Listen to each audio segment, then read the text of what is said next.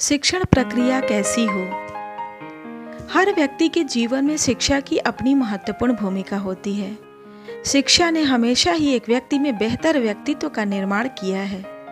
शिक्षा का उद्देश्य केवल परीक्षा में अच्छे अंक प्राप्त करना ही नहीं होता, वरन शिक्षा के माध्यम से नई चीजों को सीखने के साथ स्वयं को जानने की भी समझ विकसित होती है। आइए अब विचार करते हैं, क्या हमारी शिक्षण प्रक्रिया ऐसी है जो छात्रों को कुछ नया करने, नया सीखने या नया जानने की तरफ अग्रसर करे? क्या हमारी शिक्षण प्रक्रिया ऐसी तो नहीं जो भाषा, विज्ञान, गणित, इतिहास, भूगोल आदि को केवल विषय परक ही छात्रों में विकसित कर रही हो? क्या हमारी शिक्षण प्रक्रिया केवल पुस्तक के इर्द गिर्द ही नहीं घूम रही? जवाब है शायद हाँ। मैं पढ़ रहा हूँ, सुन लो, पुस्तक में लिखा है पढ़ लो, जो लिखाया है याद कर लो और परीक्षा की उत्तर पुस्तिका में लिख दो। पास या फेल होना बस यही पर निर्भर है हमारी शिक्षण प्रक्रिया। तथ्यों का अवलोकन करना, स्वयं करके सीखना, सीखे हुए को जीवन में प्रयोग करने की क्षमता आदि इन व्यावहारिक पक्षों को शिक्षण प्रक्रिया से जुड़ना सही मायने में सीखने का उद्देश्य होना चाहिए।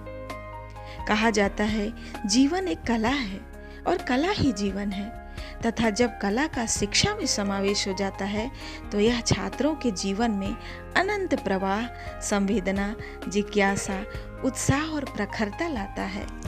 इस संदर्भ में शिक्षा के क्षेत्र में अभूतपूर्व कार्य करने वाले शिक्षाविद एवं लेखक डॉक्टर अवनीश यादव जी के द्वारा लिखे उनके एक संस्मरण को साझा करने जा रही हूँ, जो पूरी तरह से शिक्षा से जुड़े उनके प्रत्यक्ष अनुभव पर आधारित है, जिसे सुनकर आप महसूस करेंगे कि वास्तव में हमारी शिक्षण प्रक्रिया से छात्र कुएं के मेढक बनकर ही रह जा रहे हैं। तो सुनते हैं डॉक्टर अवनीश जी का लेख। यह सचमुच आश्चर्य था कि 10वीं कक्षा की बोर्ड की परीक्षा में लगभग 600 बच्चे कला के पेपर में कॉपी पर पेड़ और फूल का चित्र बना रहे थे, और वे चित्र तकरीबन एक जैसे ही थे। वे चित्र जो कहीं से कहीं तक भी न दुनिया के किसी पेड़ के चित्र थे और न ही फूल के, जबकि कैंपस में ठीक उनकी नज़रों के सामने तमाम छायादार वृक्ष और फूल अपनी फागुनी रंगत के साथ मौजूद थे। ये बच्चे एक दूसरे की नकल भी नहीं कर रहे थे, क्योंकि नकल ही करते तो अपनी खिड़की के ठीक बाजू में हिल खिलकर अपनी मौजूदगी का एहसास करा रहे वृक्ष पुष्पों की करते। तो फिर ये बच्चे कर क्या रहे थे? पेपर छूटने पर कुछ बच्चों से इस बारे में बात हुई। बच्चों ने बताया, हम स्मृति चित्रण कर रहे थे। स्मृति चित्रण किसका? मेरे सवाल पर उन्होंने बताया कि कक्षा में शिक्षक द्वारा बनवाए गए चित्रों को याददाश्त के आधार पर सोचकर बना रहे थे।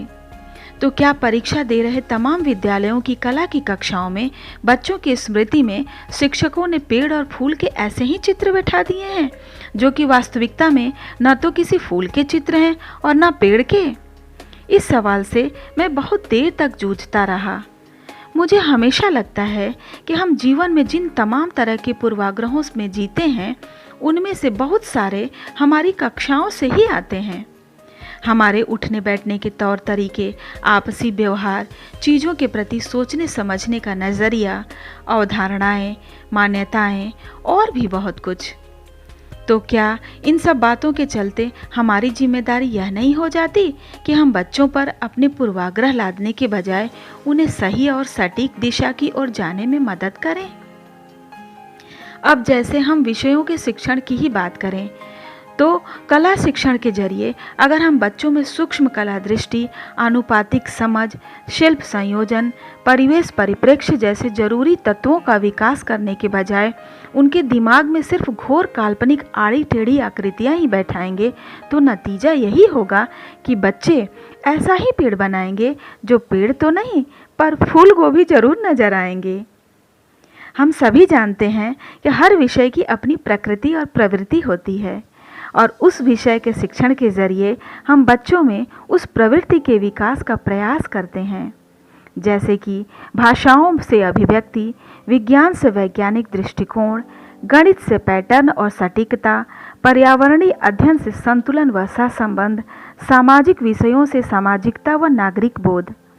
इसी प्रकार से अन्य हर विषय अपनी अपनी प्रकृति व प्रवृत्तिगत विविधता और विशेषताओं से हमारे व्यक्तित्व को एक सामाजिक व संवैधानिक स्वरूप देकर एक संवेदनशील नागरिक बनने में मदद करता है।